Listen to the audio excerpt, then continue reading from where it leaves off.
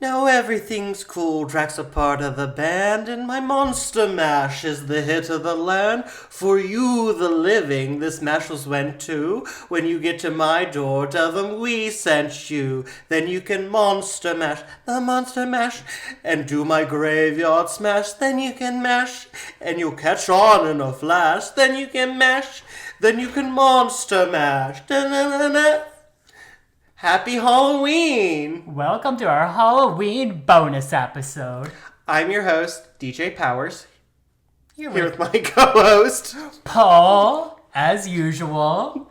As you can tell, so much planning went into this. It did, and you know what? I feel very prepared. I feel very awake, very rejuvenated. You know, I'm in my referee costume, and you're doing Generic sexy athlete. furious. Go sports! Broccoli and sports!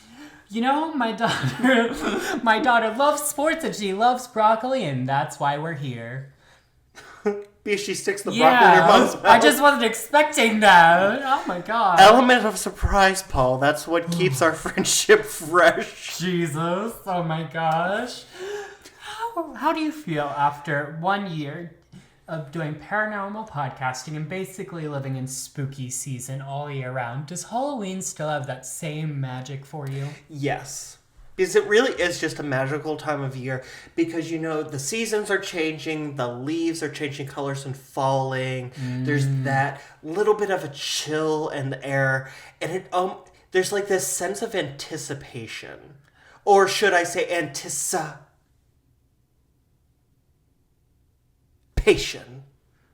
To quote the late great Rocky Horror, yes. What do you mean? Tim Curry's still alive. Who? Tim Curry. Oh my gosh. Dr. Frankenfurter. Oh, I didn't know. You know, that was actually a tweet. Somebody tweeted, like, it's so sad that Tim Curry's no longer alive. And he tweeted back, darling, where am I? It was hilarious. That because is really funny. He's in a wheelchair. He's had a stroke and he's in a wheelchair, but he's still alive. He's still kicking. That's true. And I will say, I do agree with what you were saying about, like, the leaves changing and just, like, the autumn season in general. It's so nice. So it does add that little bit of magic to the Halloween and the spook.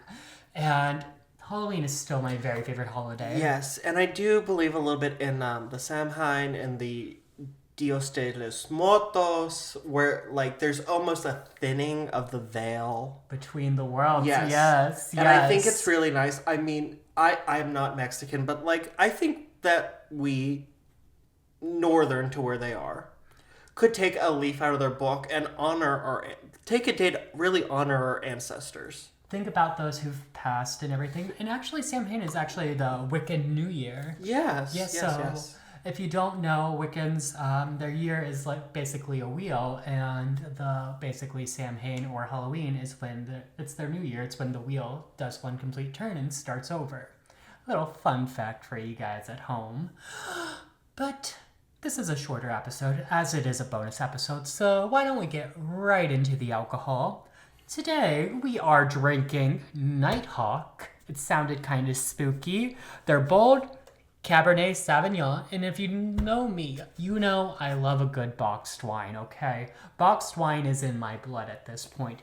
So let's give Nighthawk a good old try. And if you know me, I love a Cabernet Sauvignon. Two things we both love, boxes and Cabernet Sauvignon.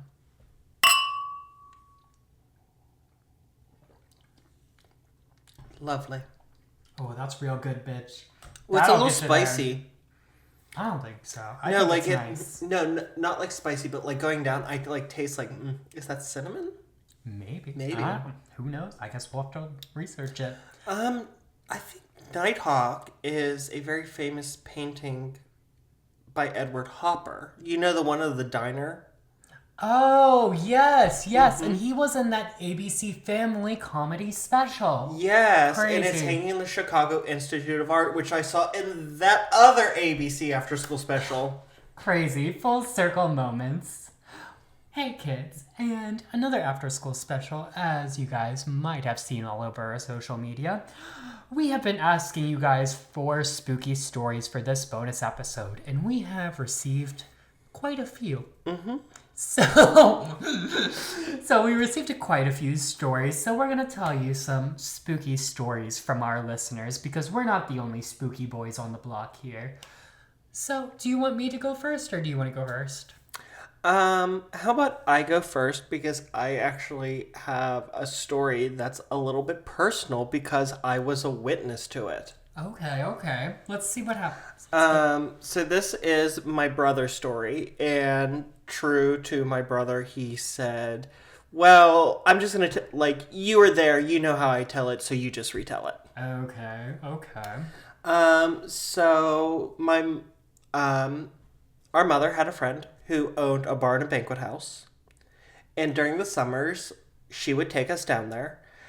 And he had a daughter who was similar in age to us, and so she would hang out with her friends, and we would get to play like over. She would hang. So it was a bar and restaurant, and then a banqueting hall. So she would hang out in the restaurant with her friends, chit chatting, and we would play in the banqueting hall, and we were playing hide and seek, and his brother, me, was hiding.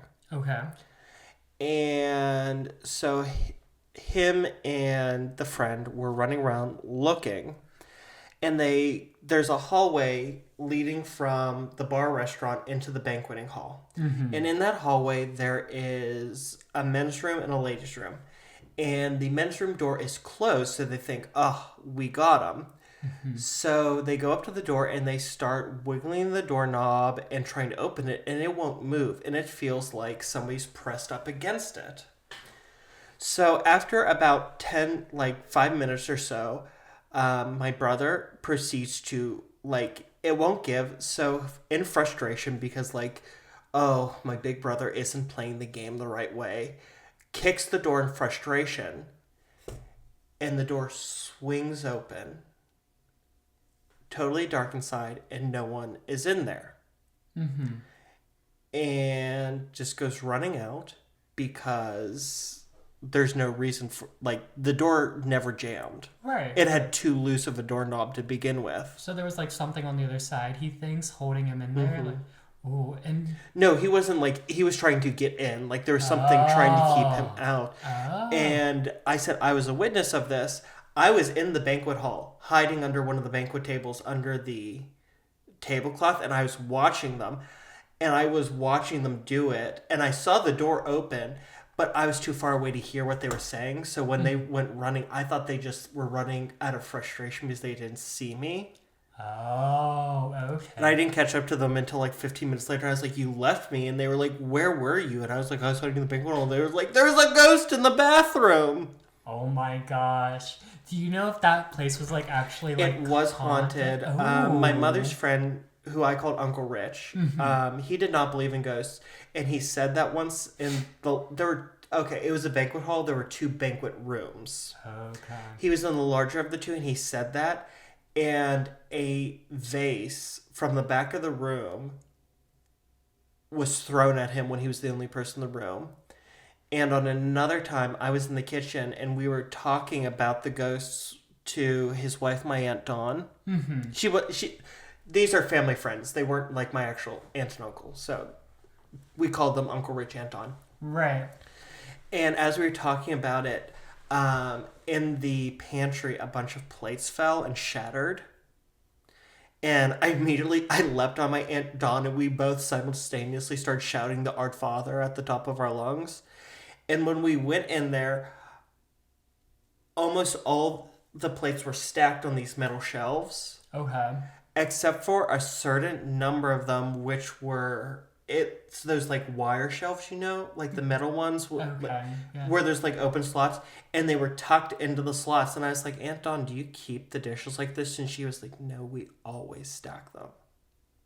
And the only people who wash dishes are me and the bartender." Mm-hmm. So basically the ghost reorganized the plates. Yes, and they fell and shattered. But they fell and shattered as we were talking about the place being haunted. Oh, interesting. And unfortunately, my Uncle Rich has since passed, and they sold the bar, and it's now a Dunkin' Donuts. Oh, that's even more spooky. Oh no! What did I think? While you're doing that, should we get into my first story? Yes, you tell that story while I try to find. So, my first story is actually from one of our listeners, one of my longtime friends, and one of my best friends from college. Her name is Ashley, and she actually did the Mothman graphic for us and the Mothman video. So, in college, Ashley used to take NyQuil. And, lo and behold, Ashley is a little allergic to NyQuil, so she would see things when she was taking the NyQuil. Mm-hmm. And probably the scariest things Ashley would see would be what she would call the hand people. Oh, I don't like that. Now, she would see these people because she said she would see them in the woods, so she called them the hand people because they had really long hands and fingers. Oh, I hate that. So she would just see it grab I was from kind of around hoping a you were tree. saying that they were people made out of hands, but this is No, worse. they're people with really long hands and fingers, and she would just see them come around the tree. Like, you know how, like, you see just, like, the fingers come around the tree as it would come around? And she even said she would see it, like, climb up the walls sometimes and on the ceilings.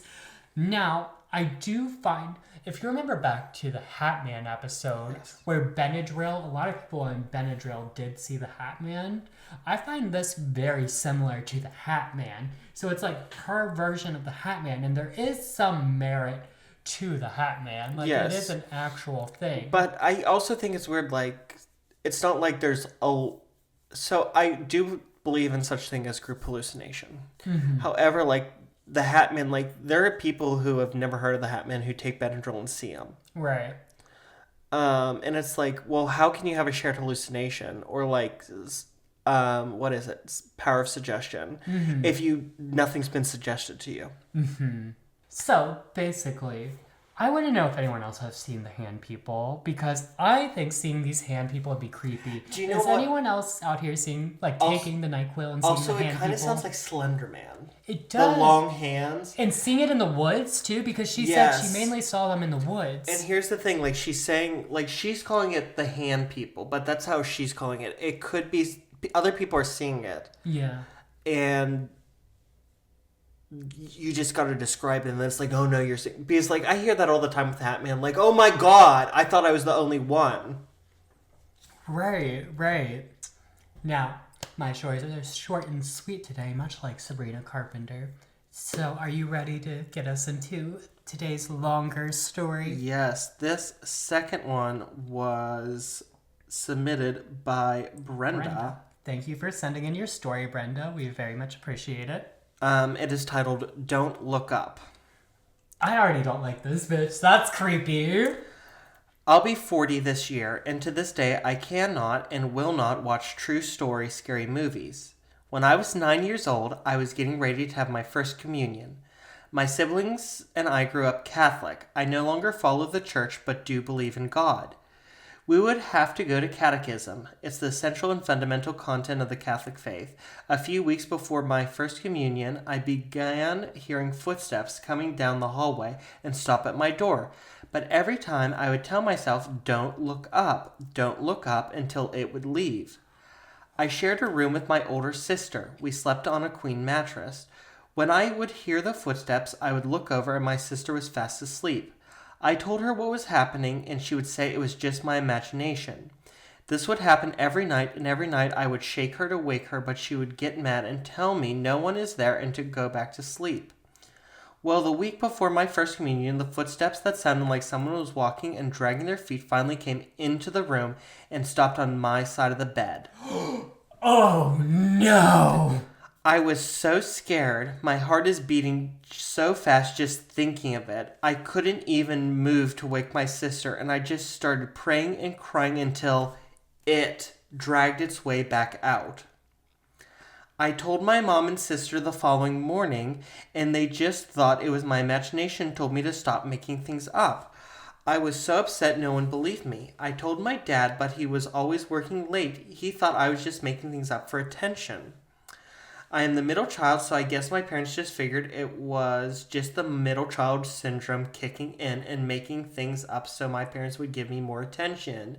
Marsha, Marsha, Marsha! Move over, sis. It's jam. Oh my god. I had told my teacher and she had mentioned prayer was always the way to have bad things go away and suggestion I go to the priest if I really believed what I was hearing. That day was confession day and I had mentioned it to the priest and he chucked it up to my mind trying to convince myself that I was lying to my parents about my faith and now it was manifesting into this. That's kind of a reach. But no, it did happen. Like, that was a big thing back in, like, the 60s and 70s where priests were just like, you're making this up. I don't like that. That doesn't sit right with me because things are actually happening out here and they're like, oh, sister, it's just in your brain.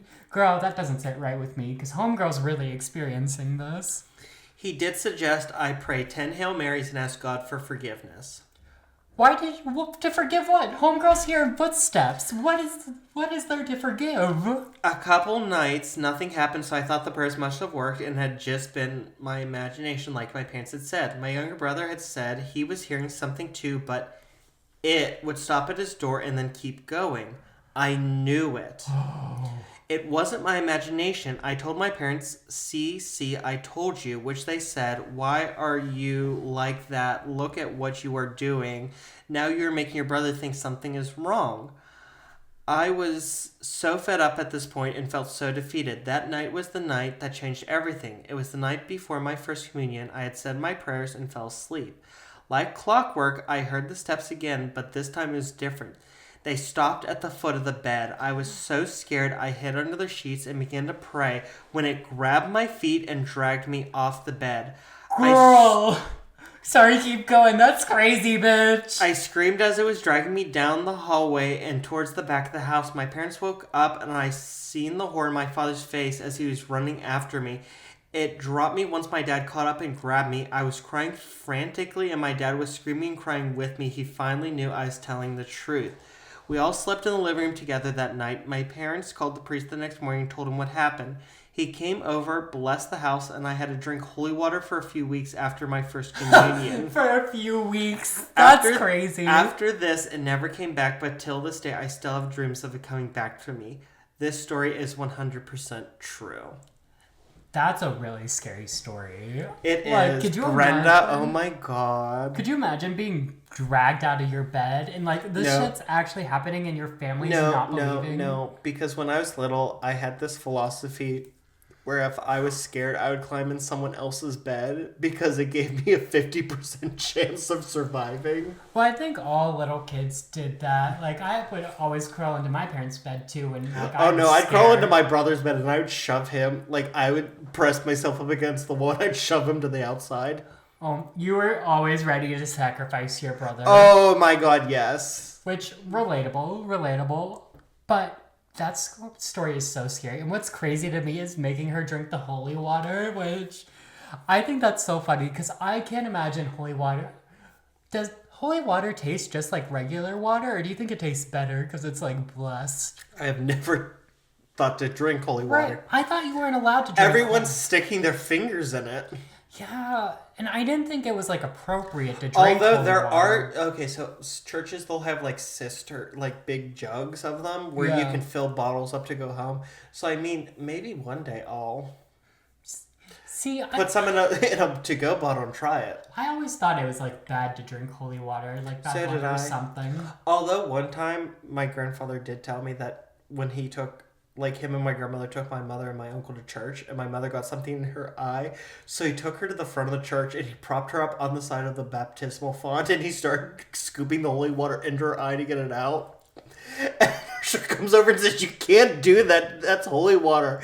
And my grandfather says, "Well, whether it's sand or a demon, it will get it out." Well, that's true. I Bill's mean, wild. Where's the lie? Thank you again for that story, Brenda. That was really creepy. Thank you, Brenda. Please send us more. That was spooky. And for our final story comes from another friend of the pod, Megan. Megan? Yes, we love Megan. So, Megan's story. So, So apparently Megan's house is haunted, right? But it's a very light haunting. And how it mainly manifests is it will like try and pick up their towels. So this ghost is like, bitch, you dirty bitch. so she'll walk around corners or see out of the corner of the eye just the towel like floating, like it trying to pick up the towel, and then when it realizes she's watching, it'll just drop it. So I just picture this ghost just like, ooh, I got your towel. What are you gonna do? Or like the ghost keeps trying to steal their towels, but he always gets caught. Okay, so my first thought was it's an old lady ghost who's like, this is my house. I can't believe you don't know how to keep house. La, la, la, la, la. Why would you leave the towels there? But then you brought up a really good point. Like, maybe it is a creepy old man who's like, ooh, I want your booby towel. I want your booby towel. It smells like you. Ooh. When will you learn? Your actions have consequences. I don't know. We were already doing the high voices, so I felt like that was the voice I needed to do for that one. I have one more creepy voice. Okay. You stank so good. Girl, when you piss, it sounds like you're frying chicken. Oh no. That's hot as F. Would you fuck me? I'd fuck me. I don't like that. That's weird. Do you know what that's from? No. Silence of the Lambs, Buffalo Bill. Oh, I don't think I've seen that one. You've never... Oh my god. Maybe I'll have to give that a watch, because I love lambs. So we'll have to see what's going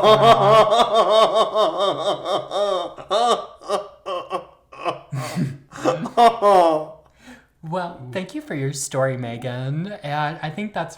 Thank you, Megan. It might not be as funny in person, but I think it's kind of funny just to picture a ghost going, ooh, I got your towel. Can we do this as a TikTok?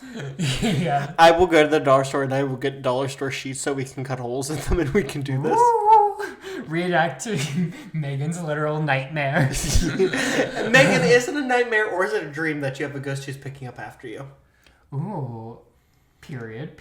Only here on Crips and Corks do we ask the hard-hitting questions no one else dares to ask, such as a hot dog. Is it a sandwich or not? I would argue that yes, it is a sandwich. Do you feel you heard it here first on Crips and Corks? What if you dipped a hot dog in tomato soup? Do you think it'd be good? Whoa! That just popped into my head. Like dipping, because that's an intrusive impulse, kind of like wanting to drive off the side of a cliff. It was a very intrusive thought, but like sandwiches, some sandwiches you dip in soup. Yeah, like grilled cheese. And I feel like, what soup would you dip a hot dog in? Let us know down below. Wait. I have two very important questions that I need to know about you. Okay. First of all, do you like grilled cheese? Yeah. Okay. Second of all, do you like mac and cheese? Yeah. Okay. What the hell? Yeah. Okay, so like those are pretty universal things that like most people love, but Bill does not like them. Well, that's and so crazy. We can never have. You make it for yourself. Bill can eat whatever. No, because the recipe for I make homemade mac and cheese, and the recipes I have is for like 40 people. Okay, eat it for a couple weeks. Put it in the fridge. Put it in the freezer. Things will go. They don't go bad. Well, it will go bad eventually, but just eat it before it goes bad. You don't gotta eat it all at once. Before we go, let the people at home know. What's your favorite Halloween candy?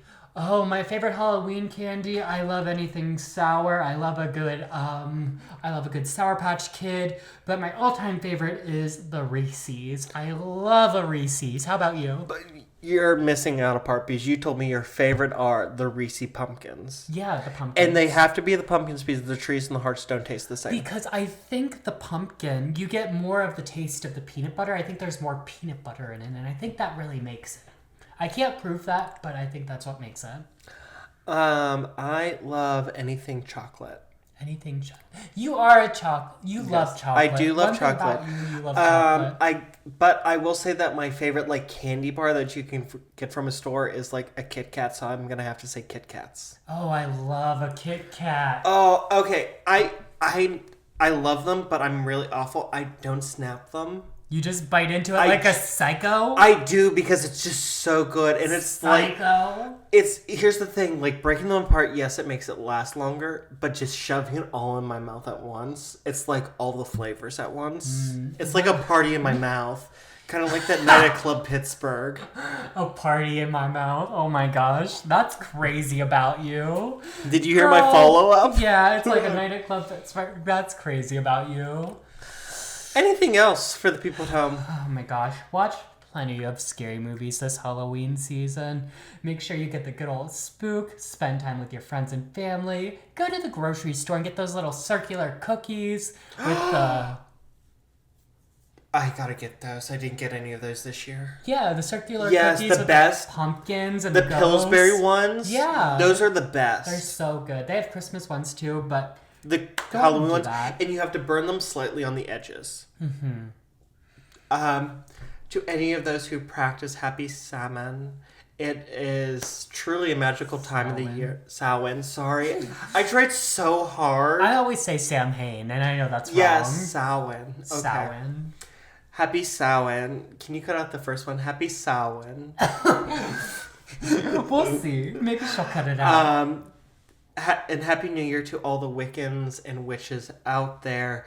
To those of our listeners who are in the Hispanic and Latinx communities, Happy Dias de las Muertas. I'm so sorry. Dia de los Muertos. Dios das. I'm going to stop. I said it for him. It's fine. Because I don't speak Spanish, but we definitely see you. To those of our listeners who are practicing Catholics, happy All Saints and All Souls Day. That's a big part of their religion. This is a magical time of year when I think we can all acknowledge that that veil is a little shorter, little thinner.